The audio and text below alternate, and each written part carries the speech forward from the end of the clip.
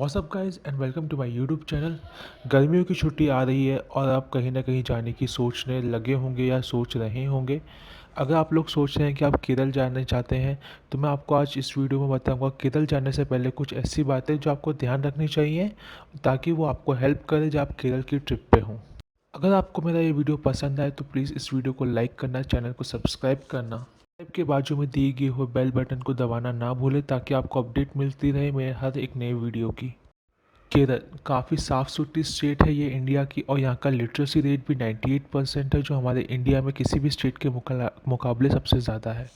जहाँ तक बात होती है केरल की नेचुरल ब्यूटी की, तो इसमें कोई भी दो राय नहीं है कि इसको गॉड्स ओन कंट्री बोलते हैं। और हमारे इंडिया में किसी भी दूसरी स्टेट के मुकाबले केरल काफ़ी साफ़ सुथरी है, काफ़ी खूबसूरत है। यहाँ का बैक वाटर, यहाँ के ओशंस, यहाँ के बीचेस काफ़ी साफ़ सुथरे हैं हमारे इंडिया की किसी भी दूसरी स्टेट के मुकाबले।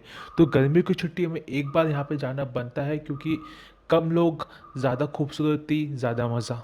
और अगर आप सोच रहे हैं कि आप अपने पार्टनर के साथ यहाँ पे हनीमून के लिए जाएं तो केरल आपके लिए परफेक्ट डेस्टिनेशन होगी। ये एक बजट ट्रिप के लिए भी काफ़ी अच्छी डेस्टिनेशन है।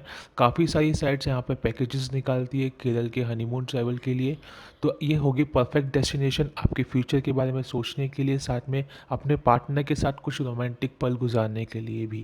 केरल में यूँ तो करने के लिए बहुत सारी चीज़ें हैं, पर यहाँ की कुछ ऐसी चीज़ें हैं जो आपको ध्यान रखनी चाहिए आप जब केरल घूमने जाएं तो, ताकि आप केरल की ट्रिप का पूरा मज़ा ले सकें। केरल जाने से पहले एक उसकी वेदर कंडीशन के बारे में आप जान लें कि केरल की वेदर कंडीशन के अगर बारे में मैं बताऊं तो वहाँ पे होती है गर्मी। 30 से 35 डिग्री के बीच में टेम्परेचर रहता है, बट ये जो 35 डिग्री का टेम्परेचर रहता है इसमें होती है ह्यूमिडिटी। इससे बचने के लिए आप वहाँ पे सिर्फ पहनिए कॉटन के क्लोथ्स। आपने देखा होगा वहाँ के जो लोकल लोग हैं वो सिर्फ कॉटन या सूती कपड़ा पहनते हैं जो पसीने को सोख लेता है और आपको इतनी गर्मी नहीं लगेगी जब आप केरल की ट्रिप पे होंगे तो। अब आप केरल जा रहे हैं तो ऑफ कोर्स आप वहाँ के बीचेस पे भी आराम करेंगे अपने पार्टनर के साथ में, अपने फैमिली के साथ में। तो मैं आपको हाईली रिकमेंड करूँगा कि आप अपने साथ में हमेशा सनस्क्रीन लोशन रखें ताकि आपकी स्किन को किसी भी टाइप का डैमेज ना हो। ये तो थे कुछ बेसिक पॉइंट जो आपको जानने चाहिए केरल जाने से पहले, बट अब हम आगे बढ़ते हैं यहाँ के कुछ इंपॉर्टेंट बातों की तरफ। सबसे पहले तो ये कि आप अपनी ट्रिप की शुरुआत वहाँ के कोवलम बीच से करें। कोवलम बीच इंडिया के सबसे खूबसूरत और साफ़ सुथरे बीचेस में से एक है। तो आप यहाँ पे फैमिली टाइम अपने पार्टनर के साथ अच्छे से एंजॉय कर सकते हैं। और वो केरल की कैपिटल तिरुवनंतपुरम से सिर्फ 15 से 16 किलोमीटर की दूरी पर है, तो आपको यहाँ पे पहुँचने के लिए कुछ ज़्यादा तकलीफ नहीं भी होगी। और कोवलम के आसपास है 3 ऐसे और खूबसूरत बीचेस जिनका नाम है इवनिंग बीच, लाइट हाउस बीच और समुद्र बीच। क्योंकि इन बीचेस की गहराई इतनी ज़्यादा नहीं है तो आप शांति से अपने फैमिली के साथ यहाँ पे आराम कर सकते हैं, और आपको अपने बच्चों के बारे में कोई ज़्यादा फिक्र करने की बात भी नहीं होगी। यहाँ कोवलम में आपको 5 स्टार होटल्स भी मिल जाएंगे, हॉस्टल्स भी मिल जाएंगे और बजट होटल भी मिल जाएंगे। बस आपको अपने लिए सही होटल ढूंढना है आपके बजट के हिसाब से। और अगर आप अपनी ट्रिप में तिरुवनंतपुरम को भी ऐड करना चाहते हैं तो आप कोवलम से तिरुवनंतपुरम आराम से टैक्सी से जा सकते हैं। 15 से 16 किलोमीटर कोई ज़्यादा नहीं होता है। तो अगर आपको अपनी लिस्ट में उसको भी ऐड करना है तो आप कर सकते हैं।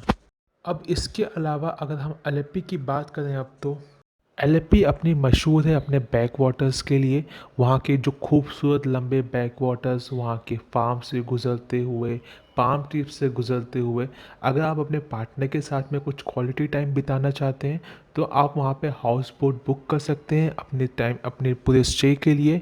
जब तक आपको स्टे करना है एक दिन के लिए आपको वहाँ पे 5 से 10 हज़ार रुपये के बीच में देने होंगे। उसमें वहाँ पर आपको इंक्लूडिंग ब्रेकफास्ट, लंच, डिनर भी होगा।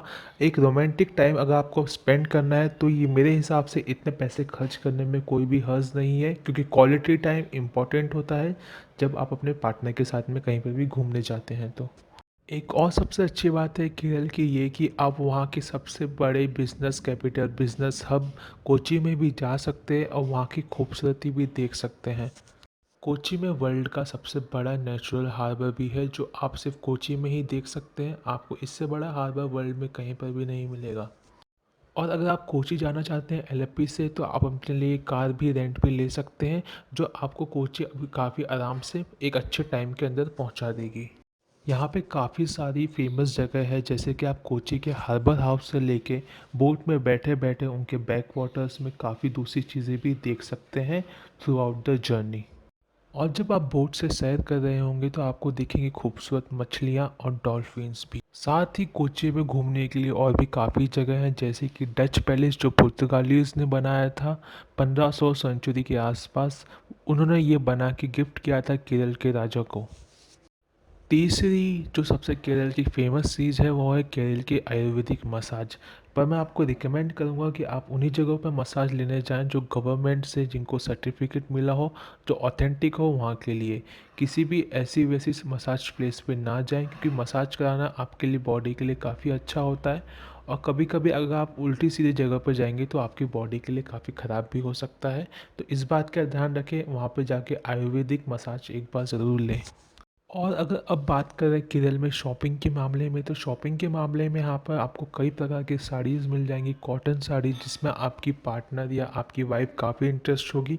रेट भी यहाँ पे काफ़ी चीप होते हैं साड़ी के साथ ही साथ। आप अगर यहाँ पे ड्राई फ्रूट्स खरीदने के बारे में सोच रहे हैं तो इस बात की गारंटी है, आप इंडिया के किसी भी स्टेट में हो आपको केरल में ड्राई फ्रूट सबसे सस्ते मिलेंगे। तो इस बात का ध्यान रखें जब आप केरल में घूमने के लिए जाएँ तो।